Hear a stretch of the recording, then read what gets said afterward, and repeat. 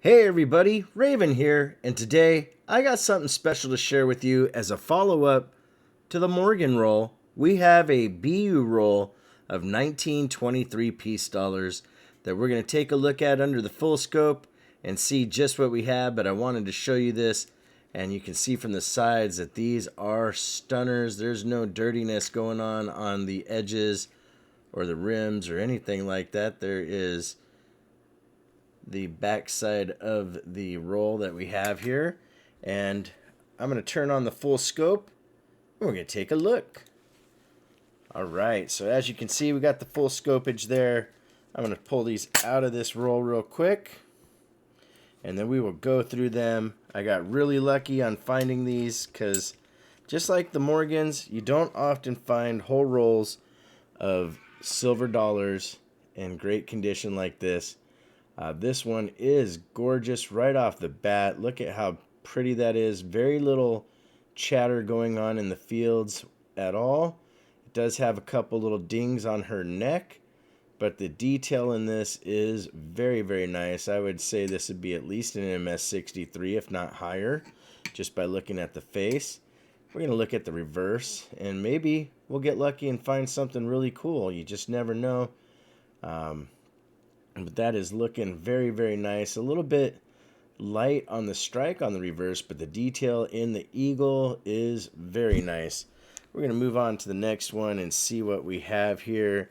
And I just thought it'd be cool to share this with you guys. Wow, this one, and I didn't look at this roll. I literally bought it for what it said.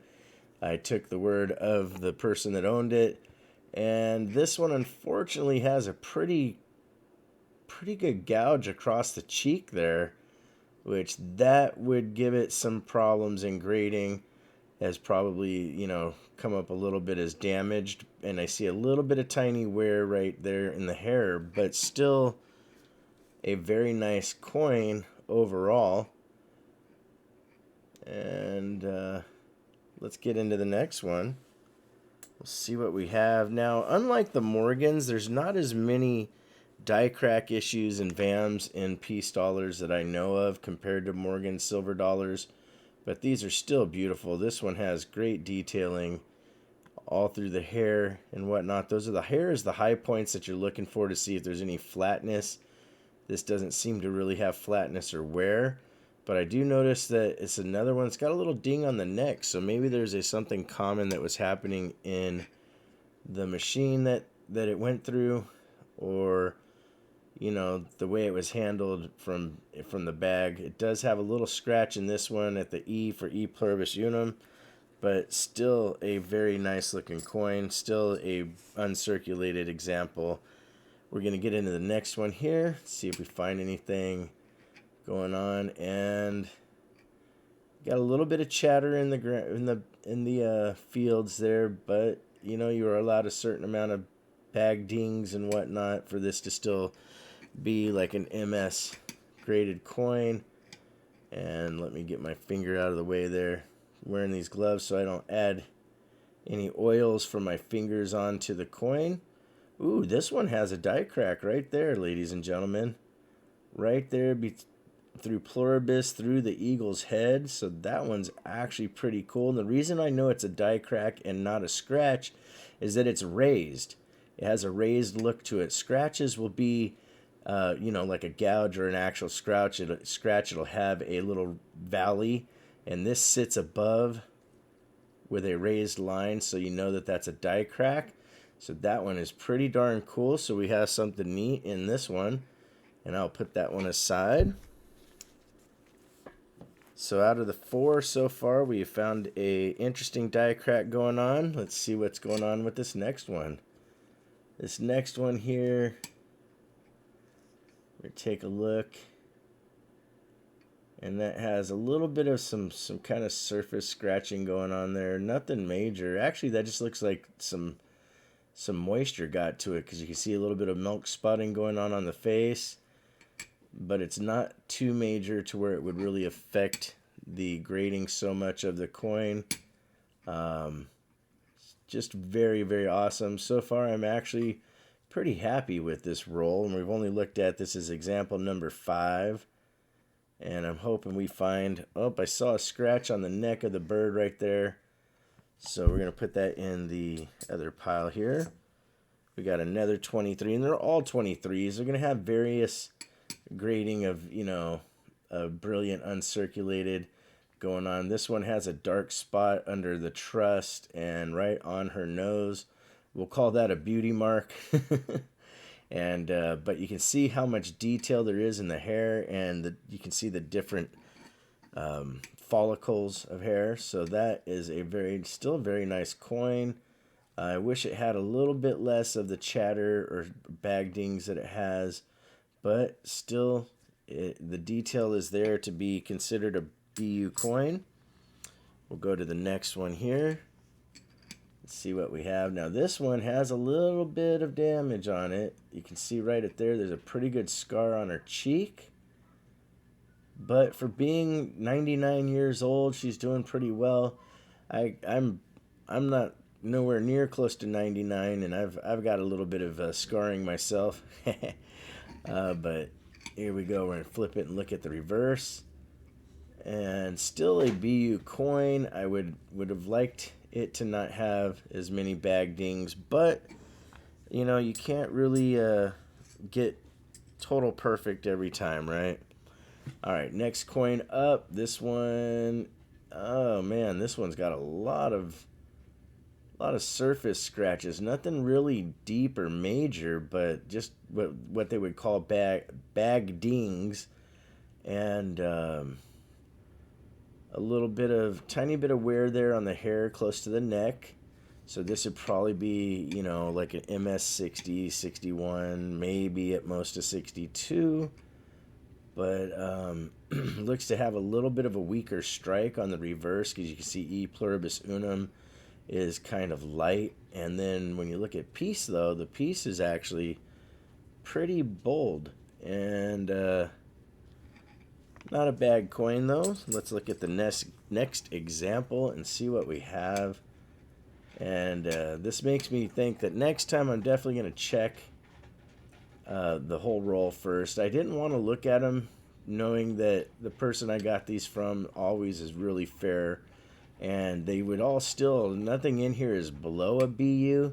It's just some of these I wish were a little bit nicer because they would grade a little bit better, but still, to have the opportunity to have a full roll and to get to go through it and find, you know, something pretty neat. If we find anything, like we've already got one that's got some die cracking going on. This one here doesn't look too bad.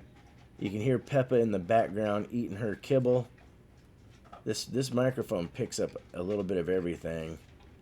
And all right, let's go on to the next example. It's amazing how much these gloves get in the way of when you're trying to show stuff on the camera. All right, so the next one here, we got a little bit of chatter going on in the fields. We got a cut on her neck, or a scratch, I should say. So this one, I'm a little disappointed in this one because she's also got a dent on her chin. But when you look at the coin as a whole, it is still an uncirculated coin. There's no darkness or handling that you can see on the rim from people touching it with their hands and their oils from their fingers getting all over it. So still considered a BU coin. It's just this one would probably again be one of those lower, like MS60, MS61, somewhere in there, versus what you really want is the 63s and higher. That's like this coin right here. This next example looks really good. It has very, very minimal bag dings, like they're really small little nicks from when the coins drop on one another, and that's something that's allowed. There's no wear in the hair going on. The detail is beautiful on the obverse. Now let's look at the reverse and see what we have. All right, you can see the beautiful detail in the feathers of the eagle, and just a really, really cool coin. It'd be nice to catch a really, really big air, but so far we only have the one coin that has the die crack in it. And let's see what we get in this next one. This next one looks pretty nice. And here we go.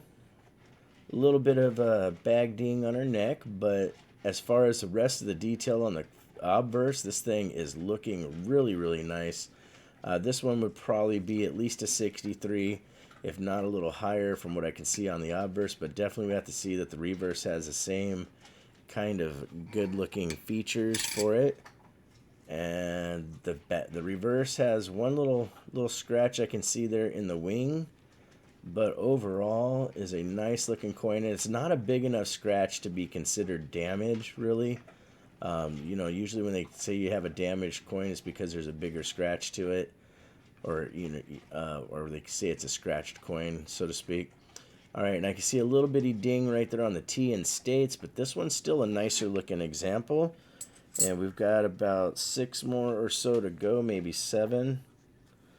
And then we will beat through this roll. This next one here, let's take a look. And it doesn't look too bad. We got Peppa drinking water. Peppa, you're killing me. She's such a good dog. All right, so right here, this one looks pretty good. Hi, sweetie. I see you, but really, you got water on me now while I'm trying to do this? Anyway, so this coin's looking pretty nice. I do see a little bit of flatness in the hair, but not much. So that should still grade pretty well if it was to get graded. To be honest, I would probably not end up grading these. I'd keep them raw, just because, you know, it costs quite a bit to get coins graded. And you want to make sure that it's in the value that you're going to get out of it. Now, if you just want to preserve a coin, that's one thing. There are times that I will get a coin graded because I want to preserve the coin and make it look good for the rest of its existence in a holder, and that's what grading does. It helps preserve them. Now, I do see something interesting here by the neck. I'm trying to see if that is a die crack. Yeah, we got a die crack right there, going from the date into the neck. And again, the reason you can tell it's a die crack is because it's raised versus being a crevice. But it's not very big, but hey, at least it's another one that's got a die crack. So we found 2 so far with die cracks. All right, the next example we have coming up here, this one looks really good. I do see a little tiny wear right there on the highest part of the hair. You can see where it's kind of flat. But overall, a very nice looking coin. So this would probably be like an MS62. We'll look at the reverse and see what we have going on there as well. The reverse looks a little bit nicer than the obverse. And we'll see if there's any kind of doubling or whatnot, but I don't see anything obvious or major. We have 5 more examples to look at. Here's the next one up. Now this one's pretty clean as far as no issues. And it looks like this one has the same die crackage going on through the neck as that last one did that we saw that had the die crack. So now we have 3 examples that we found with die cracks. And pretty cool, actually. I like finding those just because, you know, it adds a little character to the coin and a little bit of premium in the value of the coin as well, because it's considered a variety. Let's see here. Or a minor error, so to speak, but still pretty cool. This reverse looks really nice. It does have one little water spot or some kind of spot there in the middle of the wing, but that wouldn't deter the value too much. So that's pretty cool. All right, next one up. Let's see what happens. So it was interesting to find 2 coins with the same kind of die crack going on, which would let you know that it's from the same run of coins when that starts happening, and that's pretty neat. This one looks pretty nice. Very little chatter in the fields. And the bird looks great. The strike looks pretty clean. I don't see any major issues going on. A lot of great detail on this one. So this one would probably, grade a little bit higher. I do see one little good ding right there under the U of United. But that is literally probably from a coin smacking it when it was first minted. You know, that happens. Coins drop into these big giant bags when they're at the mint. So, you know, especially the older coins, and the weight of these coins smacking against one another does its own little issues. You know, this one here has a couple little Little cuts on her face, but overall the obverse is gorgeous. And the reverse is really, really nice, actually. Look at all the detail in the wing of the eagle and then in the face. Ooh, look at that die crack going on there, my friends. We got another one. Oh, wait. Let me look at this closer. I think this might actually be a gouge and not a die crack. Hold on. Let me see something here. I'm going to look at it under my jeweler's loupe real quick because, you know, when you have these scopes, they tend to really over magnify, so sometimes it can play tricks on you. And unfortunately, yeah, that's a scratch. Wow. So that one there, this one here would be one that you would be kind of bummed at because you would think it was going to get a great grade. But that big, big scratch right there that goes through United and E Pluribus would make this be a environmentally damaged coin, which means out of all of them so far, I have one that is damaged, and that goes to show you that you should look at the whole roll before you purchase it. But, you know, you're not going to lose out on a coin still that's that condition. You know, maybe $10 difference in the value versus what it would be if it didn't have the scratch. But nothing too major. Then here we have, now this one is definitely, and I think that's strange that one was a scratch and then this one is a die crack for sure because you can see how it's got raised edges to it versus the other one was like a little valley. So we found another one with a big die crack going through Pluribus into the head of the eagle. And but in that hairline, it does have a pretty good little scar going on, but that's still a nice coin. Last but not least, let's see what we have in this last one we have here. This one has some chatter going on in the fields, which basically means some bag dings and whatnot. But overall, the obverse on this is gorgeous. The detail is there. There are no worn down areas in the hair, which is one of the most high parts of the coin, which would make a difference in grading there. And so the obverse doesn't look too bad. And the reverse is really nice on this one. Wow. Man, that's a good looking reverse on that coin. So out of the whole entire roll, I'm actually really happy with what we got today, my friends. And, you know, it won't discourage me from getting more in the future. Like always, if you are new to the channel, make sure you subscribe, hit that notification bell so you don't miss the really good upcoming content. And if you want to correspond, it's RavenHawkCoins@gmail.com. Our P.O. Box is 721-296, Norman, Oklahoma, 73070. Like always, please make sure to take care of one another, and we'll see you real soon. RavenHawk Coins, have a great day.